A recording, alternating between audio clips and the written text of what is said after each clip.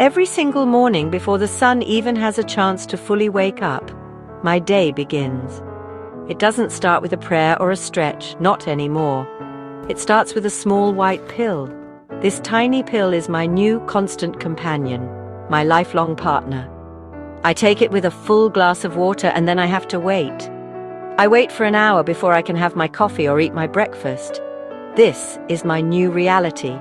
This is my life now without a thyroid. It's a very humbling experience, you know? It reminds me every single day that my body is different now. I have to be more mindful, more deliberate in how I care for myself. It's a promise I have to keep to myself every single day for the rest of my life. Sometimes I just stare at the pill in my hand. It's so small, yet it holds so much power over my well-being. It's the hormone my body can no longer produce on its own. It's what keeps my energy levels stable, my mind clear, and my body functioning. When you're young and healthy, you take these things for granted. You never think about the tiny glands in your neck working tirelessly for you. You just live. But now I am so aware. This daily ritual has become a meditation of sorts.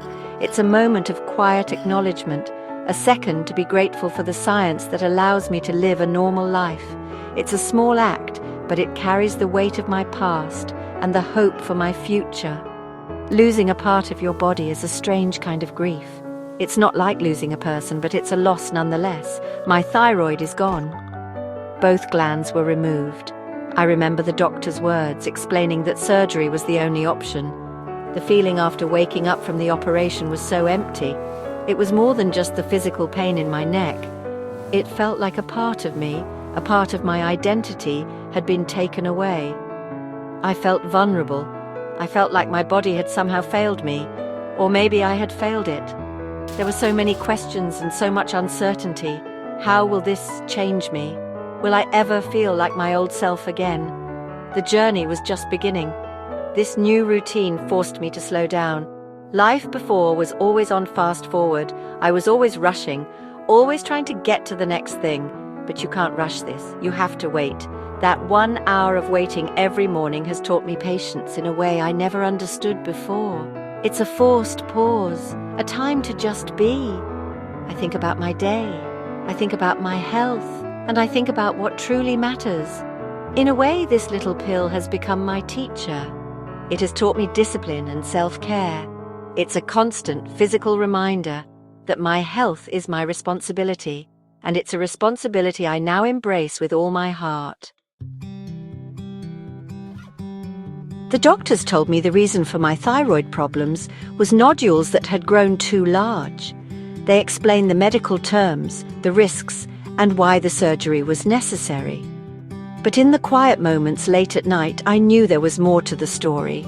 I couldn't help but connect the dots back to a time in my life filled with so much emotional turmoil. I think about the stress, the sleepless nights, and the tears that I cried over a relationship that was breaking me. I truly believe that the deep, prolonged heartbreak I experienced manifested physically in my body. It was like all the pain I was holding inside found a place to live, right there in my neck. Our bodies and our hearts are so connected. We often ignore this connection. We push through the pain, telling ourselves to be strong, but our bodies keep the score. They remember the arguments, the anxiety, and the feeling of being completely drained. I remember feeling so heavy all the time, not just in my heart, but in my entire being. The stress was constant. It was a dark cloud that followed me everywhere. It's a difficult thing to admit, to think that I allowed someone else's actions and my reaction to them to affect my health so deeply. It's a heavy burden to carry, the thought that maybe, just maybe, this could have been different. Blaming the past is easy. It's a trap. For a long time I was angry. I was angry at my ex-partner for the pain he caused. But I was also angry at myself for staying too long, for not loving myself enough to walk away sooner. The emotional pain was immense. It felt like a wound that would never heal. And then, to have a physical scar on my neck as a permanent reminder, it felt like a cruel joke. I had to look at it every day, a symbol of the part of me that was gone forever. It represented not just a lost gland, but a lost chapter of my life, a chapter I wished I could just erase completely. But you cannot move forward if you are constantly looking back. You cannot heal if you are still holding on to the very thing that broke you.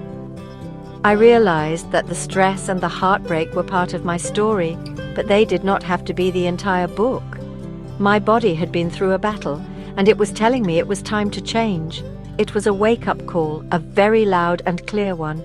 The physical illness forced me to confront the emotional illness I had been ignoring for so long. It was time to stop blaming and start healing from the inside out. My body needed peace, and my heart did too. The journey to healing truly began when I started to learn how to love myself. It sounds like a cliché, doesn't it?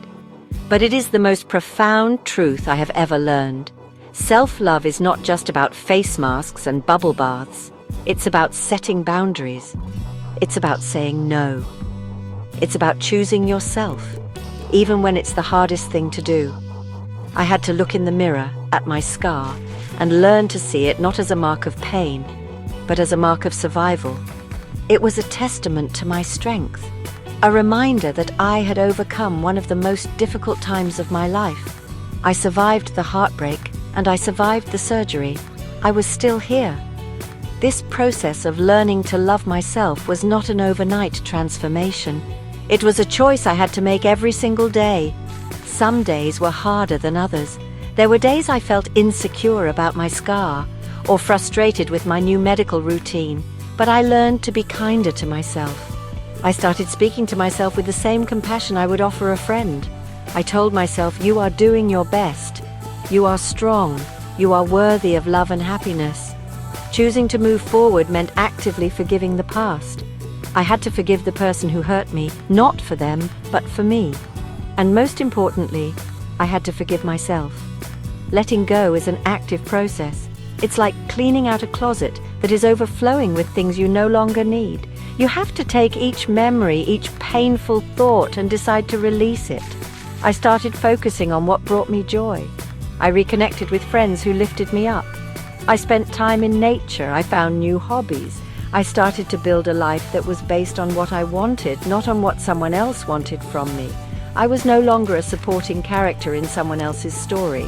I was finally the main character in my own, and the main character deserves a happy ending, or rather, a happy new beginning. Slowly but surely, the emptiness inside started to fill up again. But this time, it was not filled with validation from someone else. It was filled with my own love, my own strength, and my own peace. I realized that the relationship I needed to fix the most was the one I had with myself. Losing my thyroid was, in a strange way, a gift. It forced me to stop, to reevaluate everything, and to rebuild my life on a foundation of self-love and respect. I had to lose a part of myself to find the whole of myself, and for that, I am now incredibly grateful. Today, when I look towards the future, I don't feel the fear and uncertainty that once consumed me. Instead, I feel a sense of hope and excitement. I know there will be challenges. Living with a lifelong medical condition means I will always have to be vigilant about my health. There are worries about medication adjustments, about long-term effects, and about just having the energy to get through some days. But these worries no longer define me. They are just a small part of my much bigger, brighter story. I have faced the darkness, and I have found my way back to the light. I know now that I am capable of handling whatever comes my way. I am excited for what's to come. I am excited to build new relationships, this time with a heart that is whole and a spirit that is strong. I know my worth now. I know what I deserve.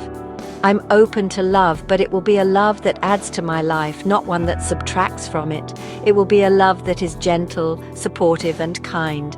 The same kind of love I have learned to give myself. The thought of sharing my life with someone who understands and appreciates my journey, scar and all, fills me with a quiet, joyful anticipation. The past pain is no longer a ghost that haunts me. It's a lesson that has shaped me. My message to anyone going through their own heartbreak, their own health scare, or their own dark night of the soul is this: be patient with yourself. Healing is not a straight line. There will be good days and bad days. The most important thing is to keep choosing yourself over and over again. Embrace your scars, both the visible and the invisible. They are proof that you are a survivor.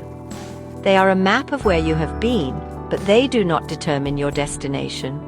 You are the author of your story, and you can write a new chapter anytime you choose.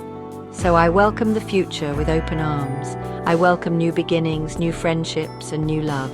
My past does not define me, but it has refined me. It has made me more compassionate, more resilient, and more grateful. My daily pill is no longer a burden. It's a symbol of my commitment to living a full and vibrant life.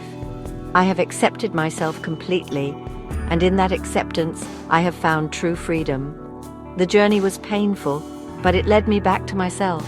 And there is no greater gift than that. I am healed, I am whole, and I am ready for whatever comes next.